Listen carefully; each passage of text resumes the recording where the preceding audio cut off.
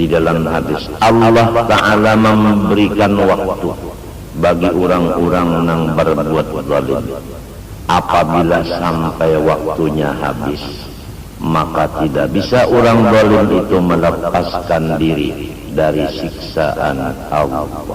Kalau dahulunya pukul 4 malam bangun, lakas kapauduan, lalu berwudu, lalu sembahyang, lalu baca Quran, lalu membaca istighfar Hasan Basri, lalu membaca Dalailul Khairat, lalu berdoa lawan Tuhan, hanyar sembahyang qabliyah subuh, hanyar sembahyang subuh, kemudian lalu tarekat Syekh Saman Madani, lalu tarekat Haidarusiyah, lalu tarekat Ahmadiyah atau Idrisiyah,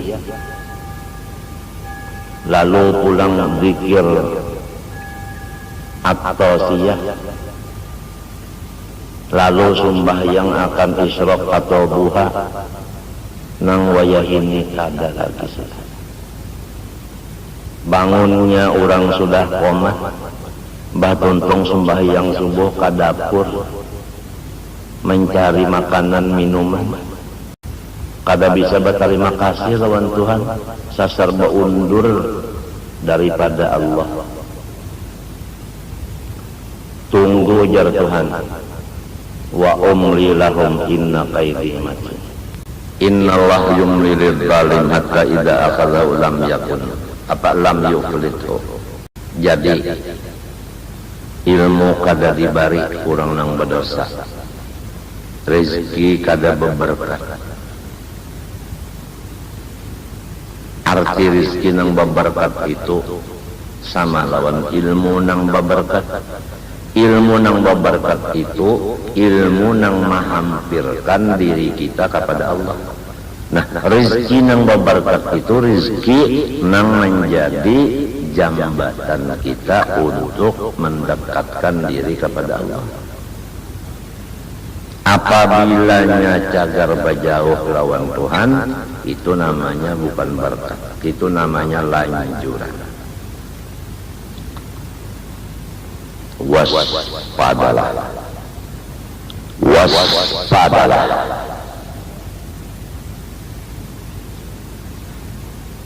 Lalu takutan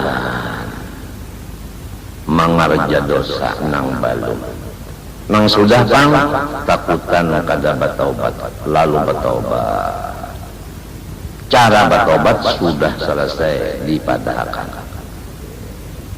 bersih sudah, dilajari pulang pakaiannya lawan baharum-harum bagus-bagus, yaitu kewajiban-kewajiban. Di antaranya kewajiban di hati dan seterusnya. Sudah selesai nang itu, lalu nang dikhawatirkan, yaitu mati kada beriman. Supaya mati beriman, dibacakan kitabnya nang ringkas. Isinya hanya satu, yaitu kada boleh melihat kekurangan orang lain sedikit pun. Wajib kita itu buta dari aib orang lain. Tetapi kalau aib diri sendiri, maka wajib kita berkacamata memeriksanya. Orang berataan bagus, kita kadada bagusnya. Maka itulah hendak mati beriman, terutama di rumah tangga dulu. Melihat sesama yang di rumah tangga ini kebaikan masing-masing, jangan melihat kekurangan masing-masing. Umpama bamadu, nang saikong melihat kebaikan nang saikong, saikong melihat yang kebaikan saikong, nang baduan ini melihat kebaikan nang saikong ini. Jadi bamadu itu apabila melihat kebaikannya, kada melihat kekurangannya, sudah ada tekad gasan mati beriman.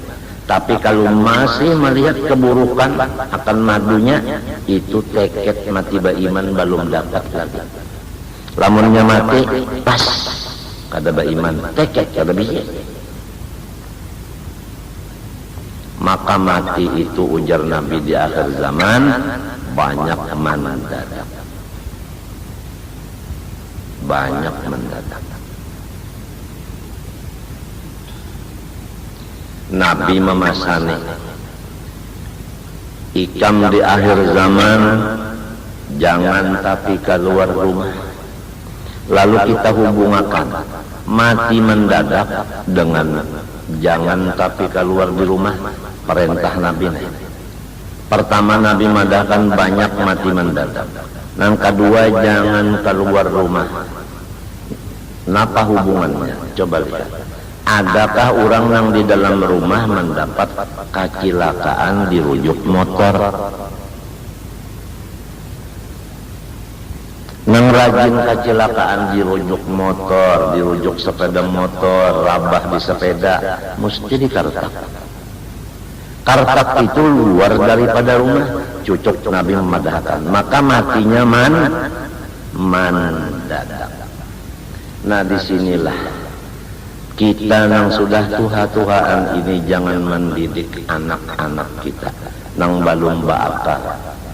Jangan sampai kita melajari anak kita mati mendadak di tengah jalan.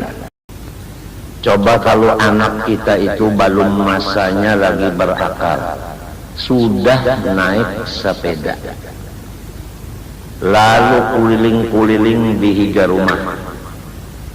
Sewaktu-waktu nengarankan anak kada bakal, tak rabah sepedanya, kada hulu kepala nang gugur. Kepala nang gugur kan anak ini gugurnya ke semen, maka menjadi geger utak. Dibawa ke dokter, dibelah utaknya, mati. Jadi jangan dikira Jepang yang maulah sepeda-sepeda halu-halusan itu adalah menggembirakan anak orang Islam. Bahkan di sana tipu daya syaitan dan iblis untuk supaya anak-anak orang Islam ini banyak yang mati mendadak. Sadarlah, sadarlah, sadarlah.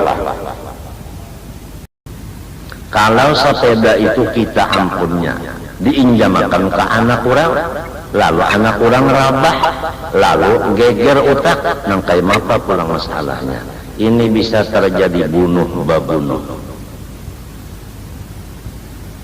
Nyawa jua menginjami anak unda sepeda, habis anak unda pecah kepalanya gugur, kadakah jadinya?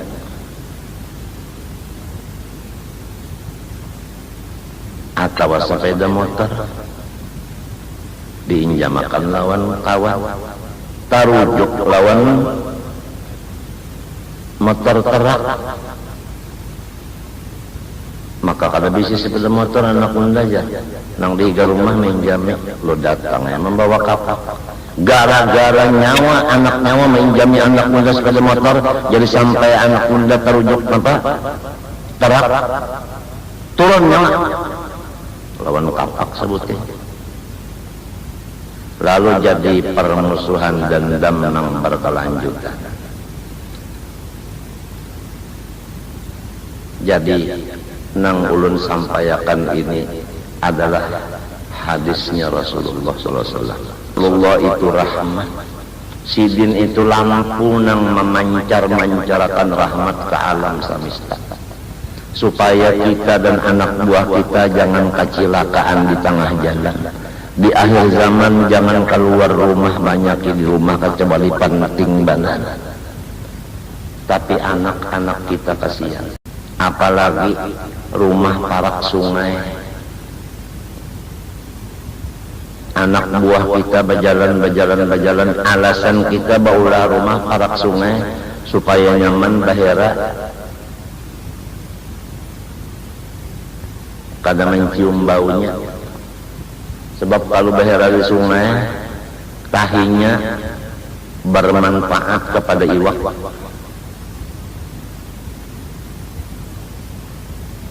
Padahal anak kita nang bisa berkunyung, apalagi nang belum bisa berkunyung, banyak nang mati lamas. Jadi kalau sudah kita itu hendak selamat, maka jagalah generasi yang akan datang.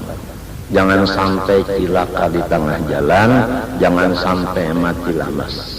Mudah-mudahan ini menjadi renungan kita.